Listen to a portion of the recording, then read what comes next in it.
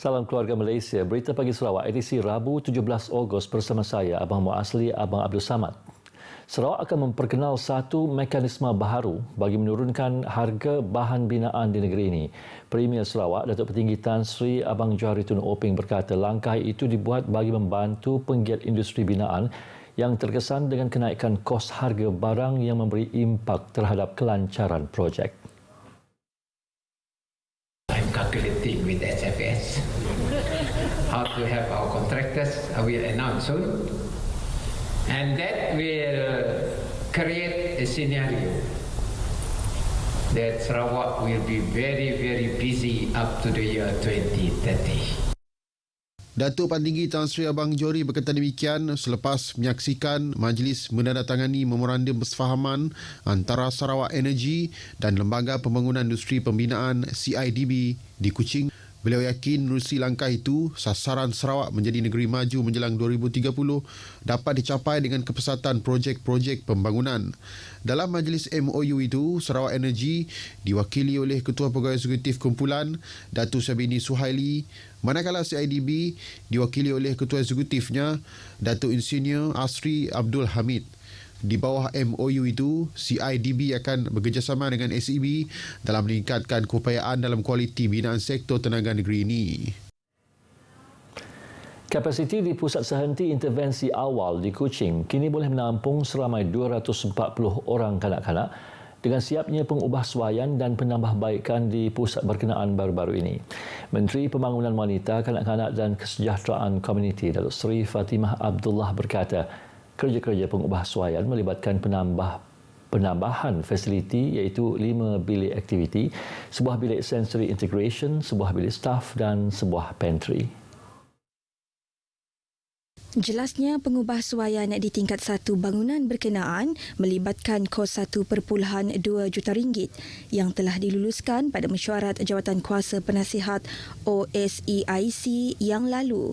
Sebelum ini, pusat berkenaan hanya boleh menampung 100 orang kanak-kanak.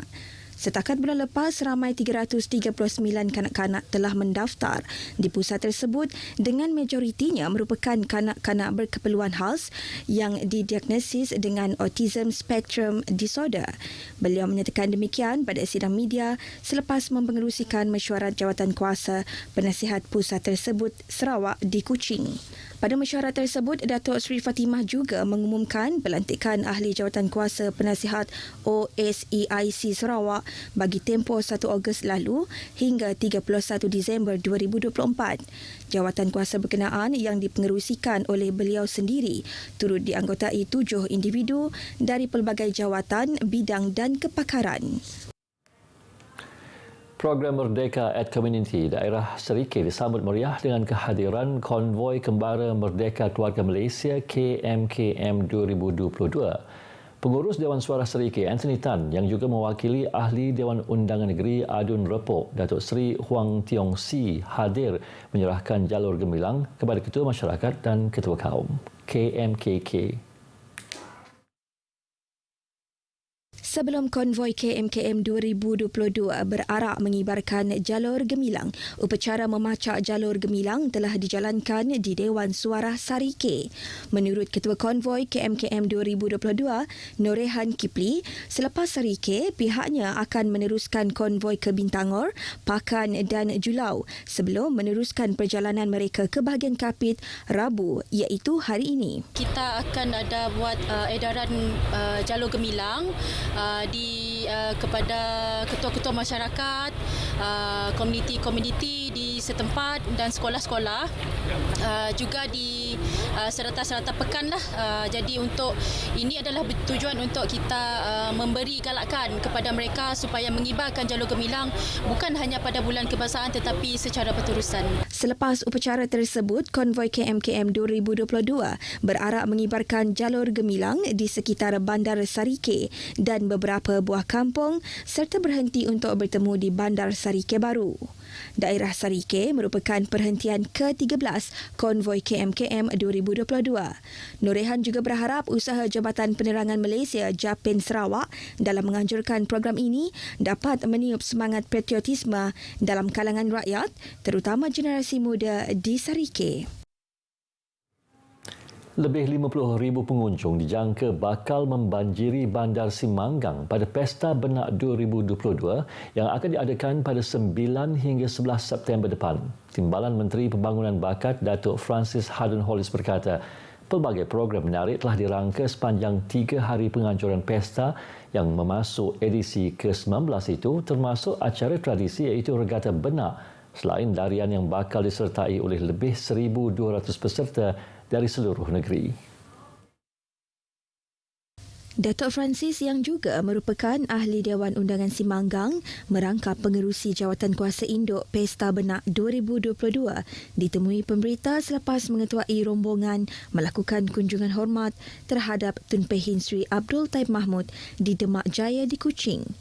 Kunjungan hormat tersebut bertujuan menjemput Yang di-Pertua Negeri untuk menyempurnakan penutupan pesta berkenaan. Sementara itu, Tun Pehin Sri Taib turut menerima kunjungan hormat daripada Jawatankuasa Induk sambutan perayaan Hari Kebangsaan Peringkat Negeri Sarawak 2022 yang diketuai Menteri Utiliti dan Telekomunikasi Datuk Julaiha Rawi.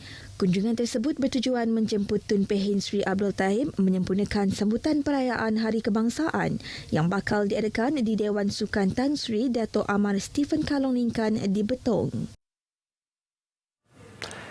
Program Jiwa Murni PJM merupakan platform membentuk satu jalinan kerjasama antara Tentera Diraja Malaysia TDM bersama penduduk setempat. Dalam satu kenyataan media, Brigade ke-9 Infantry Malaysia, penganjuran PGM yang telah diadakan di Kampung Long Unai, Belaga pada 13 Ogos lalu bertujuan membentuk satu jalinan kerjasama sekaligus memberi peluang kepada warga TDM memberi sumbangan khidmat bakti kepada masyarakat. PJM yang julung kali dilaksanakan ini melibatkan 35 warga tentera darat dan 150 orang penduduk kampung Long Unai. Seiring dengan perintah ulung Panglima Tentera Darat PTD ke-28 iaitu Tonggak kelima yang turut menekankan berkaitan peningkatan hubungan tentera darat dengan awam, pasukan atau unit yang terlibat dalam menjayakan program. Sepanjang PJM berlangsung, terdapat 3 aktiviti telah dilaksanakan iaitu program motivasi pendidikan, program kebajikan ATM dan rakyat serta program kerohanian dan kesedaran. Dalam pada itu turut diadakan pemeriksaan pergigian dan kesihatan, penyampaian alat tulis kepada kanak-kanak tadika serta promosi pengambilan askar wataniah. Dengan adanya perolehan yang baik dan selari dengan yang dimasukkan dalam bajet Majlis Bandaraya Miri MBM setiap tahun, barulah pihak majlis dapat membuat perancangan dan melaksanakan perkhidmatan yang telah disusun atur untuk tahun berikutnya. Timbalan Datuk Bandar Miri Julaiha Muhammad berkata, tanpa hasil atau cukai yang dikutip daripada perolehan hartanah, MBM mungkin tidak dapat melaksanakan semua perkhidmatan yang telah dirancang. Oleh yang demikian, katanya pihak MBM mengambil inisiatif menerusi beberapa aktiviti pada tahun ini dalam usaha untuk mempromosi kesedaran kepada rakyat yang juga mempunyai pemilik-pemilik harta supaya mereka bertanggungjawab membangunkan Bandaraya Miri. Pada masa sama, beliau memaklumkan bahawa cukai pintu bagi tahun 2022 telah dibayar sepenuhnya dan tiada tunggakan. Beliau berkata demikian ketika menyempurnakan pelancaran pertandingan memancing anjuran Jabatan Penilaian dan Pencukaian Majlis Bandaraya Miri di Dewan Majlis Bandaraya Miri. Pertandingan yang julung kali dianjurkan itu bersempena ulang tahun ke-17 Majlis Bandaraya Miri dengan menyasarkan 300 peserta yang akan diadakan di kolam MGP Senadin Miri pada 18 September depan. Pertandingan adalah terbuka dengan bayaran RM70 untuk satu joran dan satu mata kail. Manakala pembayar cukai pintu yang menyertai pertandingan layak menuntut bayaran balik sebanyak RM20 namun tertakluk kepada terma dan syarat yang ditetapkan oleh MBM. Jabatan Alam Sekitar JAS Sarawak dan Lembaga Sumber Hasli dan Alam Sekitar dengan kerjasama Majlis Daerah Seri Aman akan menganjurkan kempen pengumpulan buangan elektrik dan elektronik BEE isi rumah bertempat di ruang legar Terminal Bas Seri Aman pada 28 Ogos depan. Menurut siaran media yang dikeluarkan oleh Jabatan Penerangan Malaysia Negeri Sarawak, kempen yang akan bermula dari jam 8 pagi hingga 4.30 petang. Kempen itu bertujuan memastikan peralatan elektrikal dan elektronik terpakai dan tamat tempoh dikumpul serta diasingkan bagi memperoleh kembali bahan berfaedah atau sumber bernilai yang mampu menyumbang kepada pembangunan lestari dan melindungi alam sekitar. Kenyataan itu menyebut bahan buangan atau e-waste yang tidak dikendalikan secara mesra alam boleh menyebabkan masalah kesihatan dan pencemaran yang serius kerana e-waste mengandungi beberapa bahan pencemar atau logam berat, antaranya seperti plumbum, kadmium dan beryllium. Sehubungan itu, orang ramai di Sri Aman dipelawa untuk membawa BEE isi rumah mereka ke program berkenaan kerana pihak kontraktor berlesen akan membeli barangan tersebut dengan harga tertentu bagi tujuan kitar semula dan kelestarian alam sekitar. Masyarakat Islam Sibu dikejutkan dengan perbuatan tidak bertanggungjawab pihak yang melakukan perbuatan khianat mencabut beberapa batu nisan di tanah perkuburan Islam di tengah bandar itu. Baru-baru ini kejadian itu mula tular dalam media sosial sejak Ahad lepas apabila waris mendakwa batu nisan kubur ahli keluarga mereka dicabut selepas menziarahi perkuburan berkenaan.